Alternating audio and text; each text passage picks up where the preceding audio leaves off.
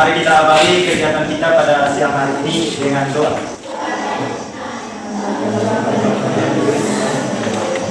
Kita Elsa Sianisera, Kristina Lastri. Baik, pada siang hari ini kita mempelajari tentang benda yang ada di sekitar kita. Bagaimana kita memilahkan antara bentuk benda yang satu dengan benda yang lain agar materi tersebut dapat kita pelajari secara berkelompok dan memudahkan kita untuk mempelajari. Terus mungkin kalian pernah melihat benda yang bentuknya cair, terus bentuknya padat atau bentuknya gas. Pernah lihat benda yang berbentuk gas? Contohnya apa? Besok. Terus apa lagi? Kompor gas. Terus benda padat.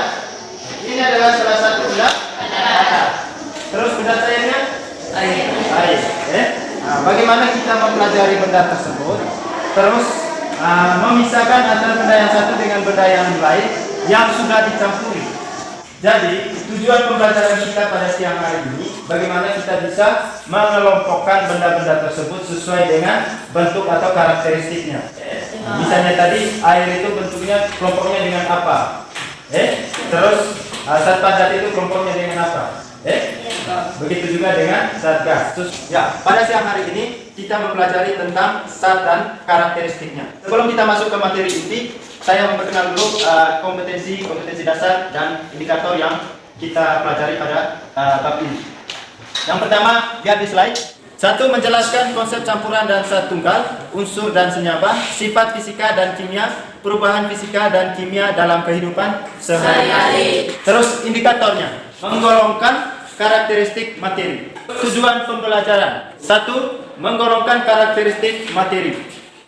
Ya, coba amati kedua gambar di depan.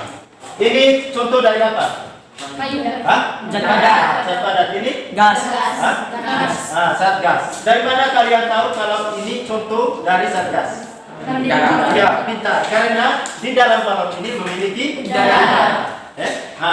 Apakah udara dengan zat gas zat padat yang ada di kayu ini termasuk materi atau tidak? Kenapa termasuk materi? Kalau tidak tahu, mari kita ikuti pelajaran pada siang hari ini dengan baik.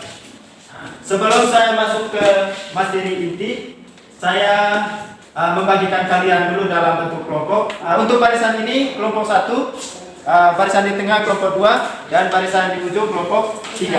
Sekarang silakan duduk berkelompok.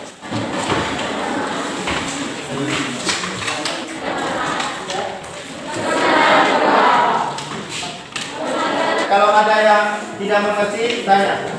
Sudah? Ya, sudah. Saya minta mewakili dari setiap kelompok untuk membacakan hasil pekerjaannya di depan kelas.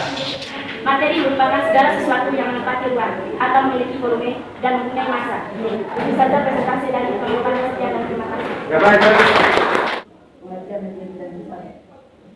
Materi merupakan segala sesuatu yang menempati ruang memiliki volume atau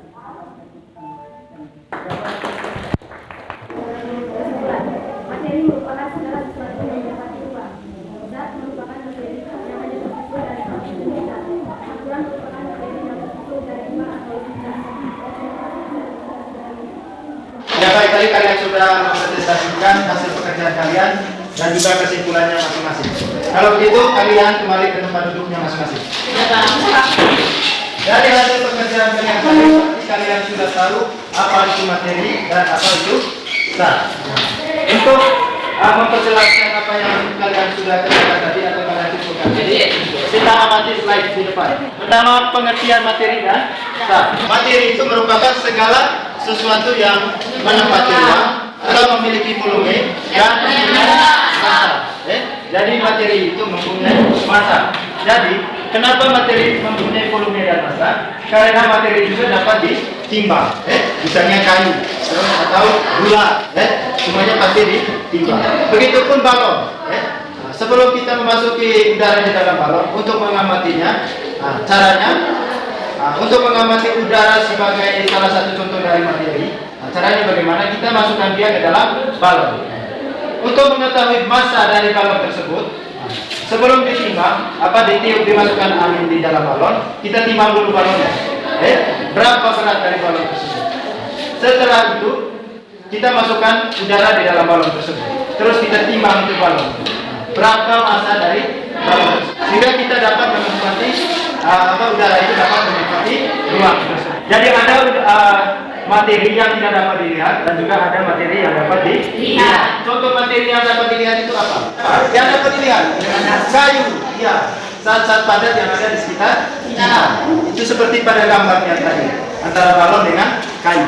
Terus materi di alam dapat berupa zat tunggal atau murni dan dapat juga berupa campuran. Dari materi itu ada yang berupa campuran, ada juga yang berupa zat tunggal atau murni. Jadi zat itu merupakan materi yang hanya tersusun dari satu jenis zat. Misalnya air. Campuran merupakan materi yang tersusun dari 2 atau lebih zat. Salah satunya tadi apa? Kopi, ya, minuman kopi, Nescafe, luar kopi. Di dalamnya ada apa? Ada zat pewarna, ada gula, ada apa lagi? Air, ada susu. Dicampur sehingga dikasih nama luwak kopi atau Nescafe. Terus contohnya, contoh batu besi merupakan materi yang berupa zat tunggal. Terus perhiasan emas itu yang sering digunakan dalam kehidupan sehari-hari. Terus air laut. Air laut merupakan materi yang berupa campuran dari air, garam, dan zat-zat lainnya. Jadi di dalam air laut itu terdiri berbagai macam jenis zat. Di situ ada apa? Ada garam. Terus apa lagi? Air. Apa lagi? Mungkin ada pasir, plankton atau kotoran yang lain. Terus udara merupakan materi campuran dari nitrogen, oksigen, hidrogen, dan karbon dioksida. Jadi di udara ini tadi termasuk dari zat apa? Gas. Ya. Nah, udara ini bisa juga berbagai macam campuran atau zat. Di situ ada zat untuk membuat harum, ada untuk membuat tusuk dan lain sebagainya. Sehingga oksigen saja yang bersih. Itu digunakan untuk kehidupan kita sehari-hari. Terus wujud dari suatu zat. Jadi wujud dari suatu zat itu adalah padat, air, dan gas. Ya baik, kalian tadi sudah menjelaskan atau memaparkan hasil pekerjaan kalian. Sekarang saya mau menjelaskan pengertian materi dan zat. Jadi materi itu merupakan segala sesuatu yang dapat menempati ruang atau memiliki volume dan mempunyai massa. Materi di alam dapat berupa zat tunggal atau murni dan dapat juga berupa campuran. Zat murni atau yang sering disebut sebagai zat itu merupakan materi yang hanya tersusun dari satu jenis zat. Sedangkan campuran itu merupakan materi yang tersusun dari 2 atau lebih zat. Terus contohnya paku. Paku besi merupakan materi yang berupa zat tunggal, berarti disusun dari satu jenis zat. Terus perhiasan emas. Air laut ini materi yang berupa campuran dari air, garam, dan zat-zat lainnya. Berarti dia terdiri dari berbagai macam jenis zat yang tercampur. Terus udara merupakan materi campuran dari nitrogen, oksigen, hidrogen, dan karbon dioksida. Berarti udara juga bisa terdiri dari berbagai macam jenis zat. Jadi wujud zat itu adalah zat padat, cair, dan gas. Seperti yang kalian sudah kerjakan tadi. Baik, kesimpulan terakhirnya adalah benda yang ada di sekitar kita, baik yang dapat dilihat maupun yang tidak dapat dilihat, baik yang dapat kita gunakan ataupun yang tidak dapat digunakan, itu semua adalah materi. Materi ini merupakan wujud dari zat apa itu, yaitu zat padat, cair, dan untuk memperkuat apa yang sudah kalian pahami, coba kalian kerjakan latihan soal berikut. Lihat di slide di dalam. Ya, yang sudah silakan kumpul. Ya, setelah saya periksa, ternyata kalian sudah memahami materi tentang pengertian zat dan karakteristiknya. Jadi, untuk minggu depan, kalian mempelajari tentang pemisahan campuran. Terus, di rumah, pelajari buku pegangan kalian tentang pemisahan campuran. Baik, sekarang saya minta salah satu dari kalian untuk memimpin kita dalam doa penutup. Ya baik, sekarang silakan istirahat. Nanti ketua kelas rapikan komunikasi dengan teman-teman dulu. Bawa ke kantor. Ya Pak. Selamat siang.